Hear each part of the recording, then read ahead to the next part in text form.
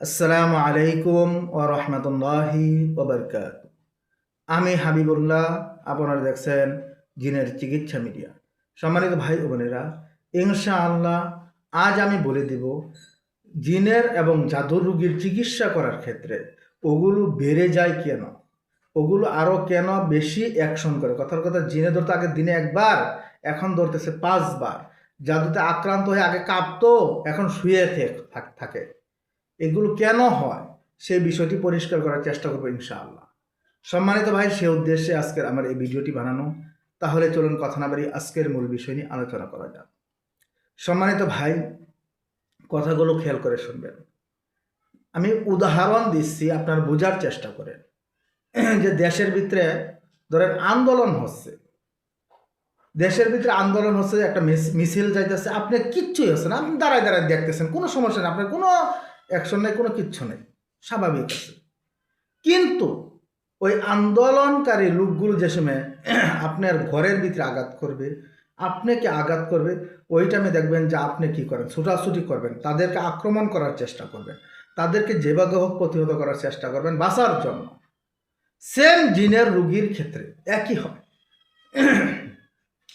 যারা তাবিজ কবজ দিচ্ছে, জবাই করতেছে, বন্দি করতেছে, এগুলো যারা করতেছে, ও জিনদের কিচ্ছু হচ্ছে না, জিনরা কোনো আক্রমণও করতেছে না।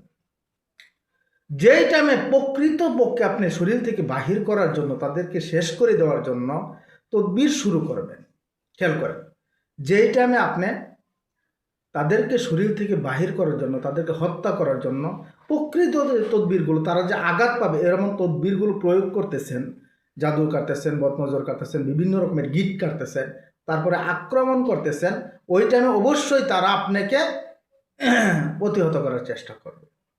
ওই টাইমে রুগীকে শাস্তি দেওয়ার চেষ্টা করবে, ভয় দেখাবার চেষ্টা করবে। যদি আগে অসুস্থ থাকতো, এখন একদম বিছনায় শোয়াই ফেলবে। কারণ কি, তারা যদি এরকম না করে, তারা তো এমনি জ্বলে যাচ্ছে, পুড়ে যাচ্ছে না, তারা এগুলো করে আপনাকে এবং রুগীকে ভয় দেখাবার চেষ্টা করবে। আর এটা করার কারণে আপনার লাভ কী হচ্ছে, এই রুগীটা প্রকৃতপক্ষে সুস্থ হয়ে যাবে, এই রুগীটা প্রকৃতপক্ষে সুস্থ হয়ে যাবে। আর এই জিনগুলো যে 10 দিন 15 দিন পরে আবার চলে আসবে, এরকম হবে না। আর যেই তাবিজ কবচের দ্বারা, বিভিন্ন কেরামতের দ্বারা জিনগুলোকে সরাই দেওয়া হয়, 10 দিন 15 দিন পরে আসে, এই রুগীটা স্থায়ী কখনো সুস্থ হবে না। আর যেই রুগীটাকে জিনগুলো যাওয়ার সময় অনেক অত্যাচার করে যায়, অনেক রকমের করে যায়, ওই টাইমে ভাববেন যে এই রুগীটা সুস্থ হবে। তাই প্রত্যেকটা জাদুর ক্ষেত্রে, জিনের রুগীর ক্ষেত্রে যদি প্রকৃত তার উপরে চিকিৎসাটা পড়ে, ওই রোগী অসুস্থ হবে। আর এই অসুস্থতার ফায়দা হচ্ছে এই রোগীটা স্থায়ীভাবে সুস্থ হয়ে যাবে। এটা কি একবার ফুমারলেই হয়ে যাবে? না। একবারে জবাই করে ফেললে হয়ে যাবে? না। বন্দি করে ফেললেই হয়ে যাবে? না। এটাকে প্রকৃতপক্ষে ভিতর থেকে বাহির করে দেওয়া লাগবে। ভিতর থেকে বাহির করে দেওয়ার পর ওই শরীরটা স্থায়ীভাবে একটা বন্ধ হয়ে যাবে।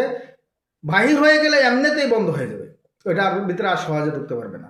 আর যদি ওটার ভিতরে পয়জন থেকে যায়, ওটার ভিতরে তার একটা মহব্বত থেকে যায়, তাদের বাসা ভাঙ্গা না হয়, তাহলে ওই রুগীটা হয়তোবা 2 দিন, হয়তোবা 1 সপ্তাহ, হয়তোবা 15 দিন, হয়তোবা 2 মাস সুস্থ থাকবে। তারপরে সেম টু সেম আবার অসুস্থ হবে, আবার ওই জিনগুলো চলে আসবে, আয়সা বলবে যে আমি তার আত্মীয় হই, আমি তার পরিবারের লোক হই, আমি অমুক না, আমি অমুক, অথবা আমি এইদিকে যাচ্ছিলাম মহব্বতে ঢুকে গেছি, অথবা সে আমাকে পাড়া মারছে, অথবা এরকম একটা নিয়ম দিয়েছে, অমুক জায়গায় যাওয়া যাবে না, অমুক জায়গায় গেছে, গরুর গোস্ত খাইছে, এমন একটা আপনাকে তাল মাতাল বুঝাইয়া ওইটার ভিতরে আবার থাকবে, আবার সেম আগের মতো রুগী হয়ে যাবে। আর যদি আপনি প্রকৃত চিকিৎসা দিয়ে ভিতর থেকে বাহির করে যান, ওই রুগীটা হয়তো বা সাময়িক কিছু অসুস্থ হবে, বিছনায় শুয়ে যাবে, কিন্তু ওই জিনটা ইনশাআল্লাহ স্থায়ীভাবে চলে যাবে। ওই রুগীটা আর ইনশাআল্লাহ আশা করা যায় আল্লাহ তাআলা রাব্বুল আলামিনের কাছে মৃত্যুর আগে আর জিন আক্রমণ করবে না।